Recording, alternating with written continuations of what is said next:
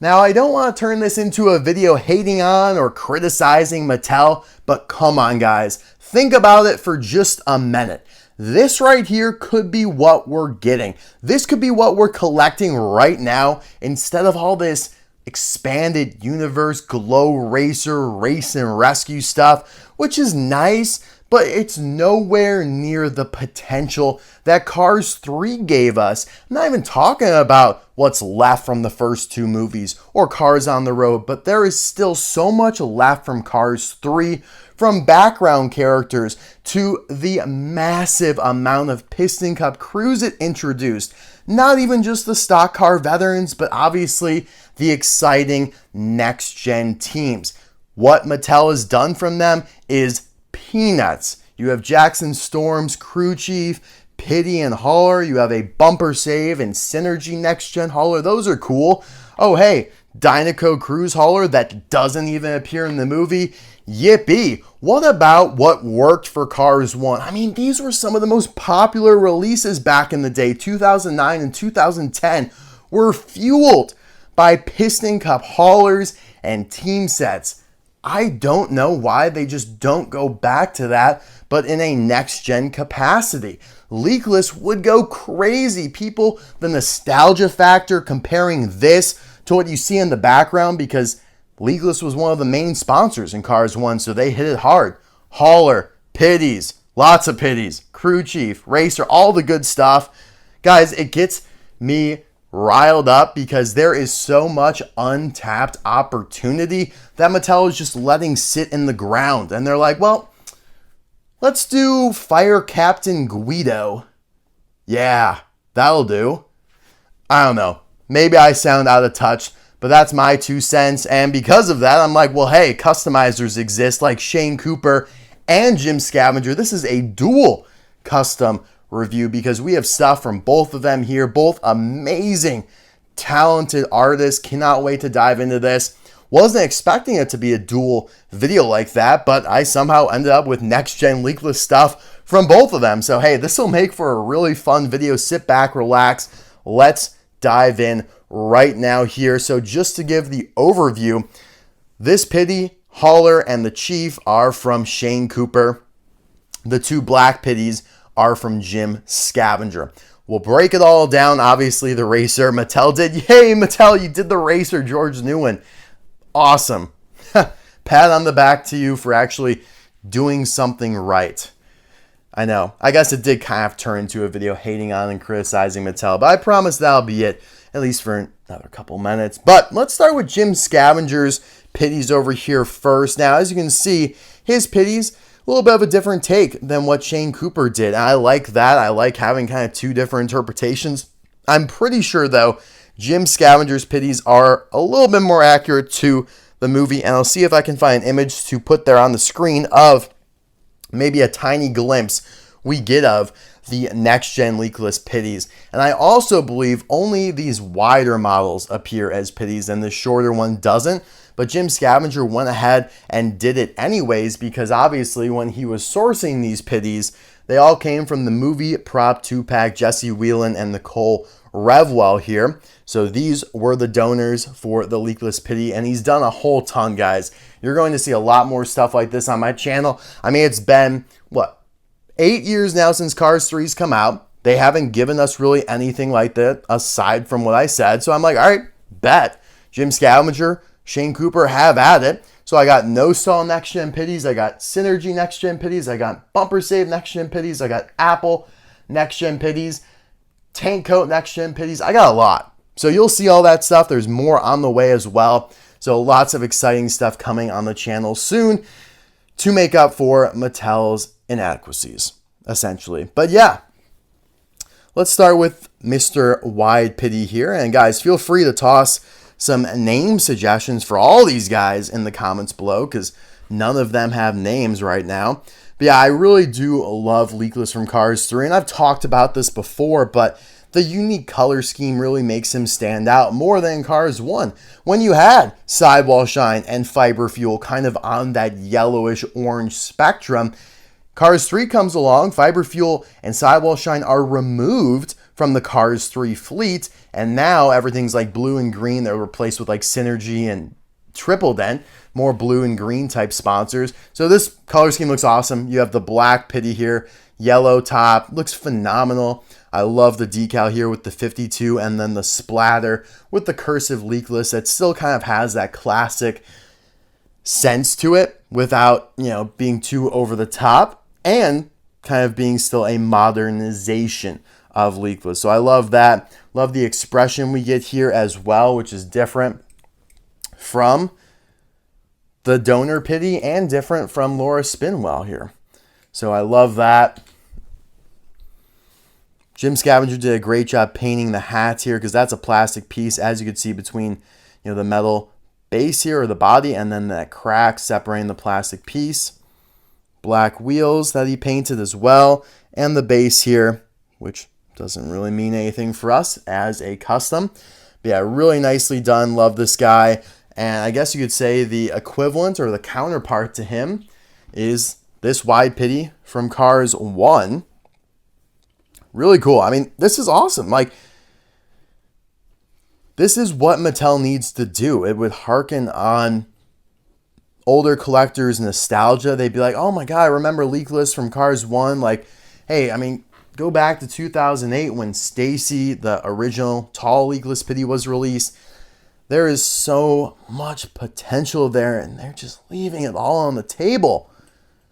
I don't understand why. I really don't. Like, I've tried to find an angle that explains why this doesn't make sense. Like, okay, you don't really have a format to do the team sets anymore. You can't do the Hauler Racer wide Pitty. You can't do the Pitty toolbox tires crew chief, like the Walmart or the Target exclusive ones rather.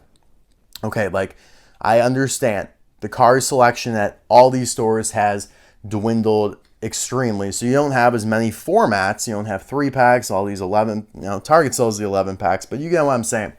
Not as many avenues to do some more creative releases, but here's what you do. You still have haulers at Walmart. You could do your leakless hauler. Bam, done. Okay, next, do a 2-pack of the leakless crew chief and one of the Pitties.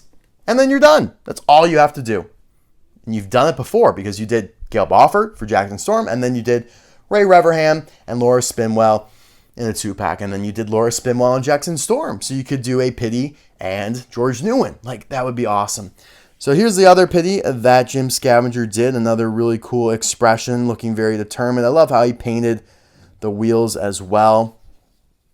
Now remember, all this grit and grime on, I think this is Nicole, or maybe it's Jessie. I think this actually is Jessie. Get the two mixed up, obviously, because they're in the same 2-pack and they don't really have any distinguishing features. So yeah, that is meant to be there. So obviously that got painted over. And if you didn't notice, Jim Scavenger removed the nubbins on the prongs of the forklift there, which were originally meant for these to grasp onto the UFO, the movie prop UFO. Obviously don't need those, even though it would be maybe they would be able to grasp on like a tire or something like that, which would be cool, a tire stack. But Jim Scavenger sliced those bad boys right on off, cut them nips clean off, and now you have a much more accurate looking Pitty, which I love. I also like how this guy's forks are lifted up a little bit, so you really get kind of a sense of realism there. All right, bouncing over to Shane Cooper and his take on the leakless Pitty, which obviously was done using a Laura Spinwell here because you got the tool gun and silver wheels, which are beautiful. You have the 52 up in the corner there and the leakless splotch on the bottom right and on the hat there as well. So I don't believe all those decals. Again, I think this is pretty accurate. Again, check the screenshot that I put on the video screen, but that is taking nothing away from Shane Cooper's design here that I absolutely love. I think it's maybe even a bit more creative. I like the expression, again, changing it up from what was originally on Laura. And yeah, going to diversify the leakless team. And that is what I am here for. Love the black lines that he had there in the back to just kind of break up the monotony of the yellow. And the silver wheels are just gorgeous.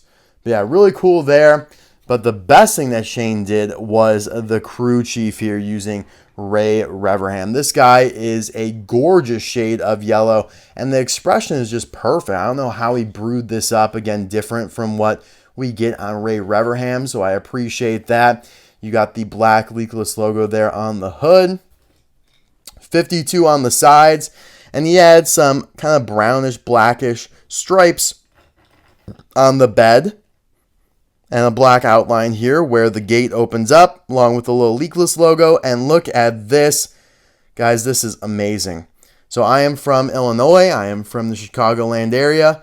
And so you got Illinois license plate, LKL for leakless, 355. Oh no, I kind of forgot the significance of 355. What is the significance of 355?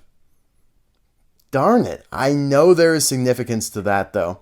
I also love how he painted somehow the inside of the bed, all the grooves there. I mean, that must have been incredibly difficult. I mean, we also have to keep in mind that this back portion, the bed here, is plastic. So painting that and keeping it the same shade of yellow and all that is extremely impressive. Giving him the silver bumper. Jackson Storm's crew chief here just has kind of the ugly gray plastic bumper. So making that look really cool and shiny is a big plus. Same thing with the grill here on the front. So majorly upgraded, but darn, 355. What is the significance of that? Oh no, like it's not a birthday. Huh. I should know better. I really should know better. I'm disappointed in myself. Anywho, crew chief is gorgeous. Maybe my favorite part of the set here. Actually, it's probably the hauler. Let's be honest. It's probably the hauler. And if there is, I do not know if there is, but if there is, I will put an image of the leakless crew chief from the movie on the screen. But all this stuff is super background. Like, I will give Mattel one thing, and it's like the team crews and all that were shown a lot more prominently in Cars 1 than they are in Cars 3. Like, you see them up close way more in Cars 1 than you do in Cars 3. So it's a little different. Like, there's no like real Jerry drive chain moment. I guess there kind of is though at the beginning of Cars 3. There's like a carbon cyber pitty that's like right by Mater when Mater's in the like garage area. I don't know. Maybe I'm just making excuses for them, but I think at the end of the day, Cars 1 crews a little bit more shown, a little bit more prominently shown. And maybe that's because there was only like half of the ones that actually should have been there. So you had half the amount of racers taking up the full amount of space, whereas in Cars 3 you have all of them actually. So I will give, well, Disney and Pixar did a better job. I don't know.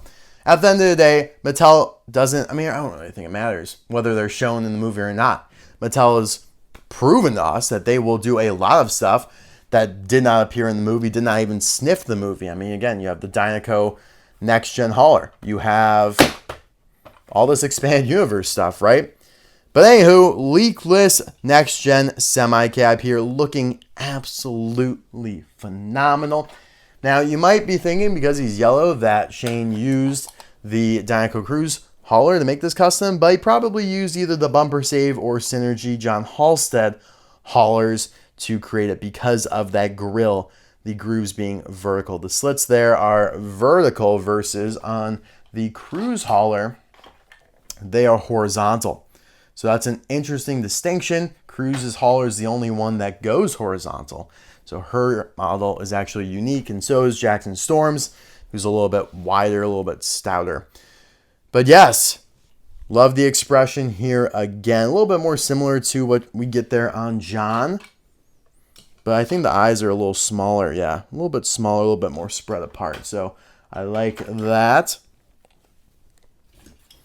Again, with the silver wheels just standing out, making them look very elegant. You have 52 here on the side. Black visor there, black on the top of the hat. Center yellow with a little black splotch leakless logo kind of centered off to the side. I like that. Not too on the nose.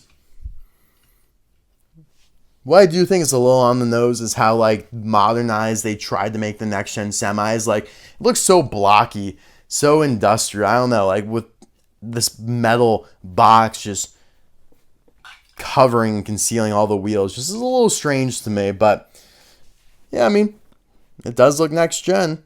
I guess you could say it just looks a little clunky. Looks a little Cybertrucky actually, which is kind of funny.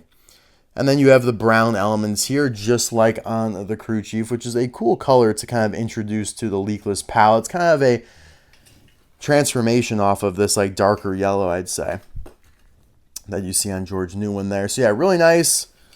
There's the base. So this is a Chinese hauler, so this is an old one. Probably, yeah, then maybe a bumper safe hauler. I don't know. I know not. Here we have the trailer, which is probably, yeah, I mean, this is phenomenal. I love the black splotch and the oil spill just creeping off the back, making its way toward the front.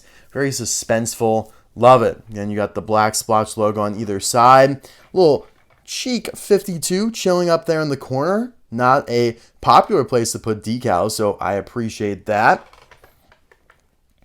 You have the lighter logo there, which matches George Newman on the roof. So again, roof and hood, very cool. 52 there in the black splotch. You have the brown stripes, looking absolutely fantastic. I mean, what the hell else could you ask for? This is just out of this world. Mattel could never. I mean, they just don't have the guts to make something like this.